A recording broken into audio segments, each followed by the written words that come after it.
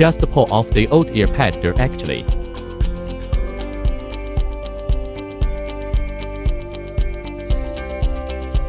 You need to remove the remaining plastic ring off the old pad. Push the earpad underneath each one of the flange mounting teeth.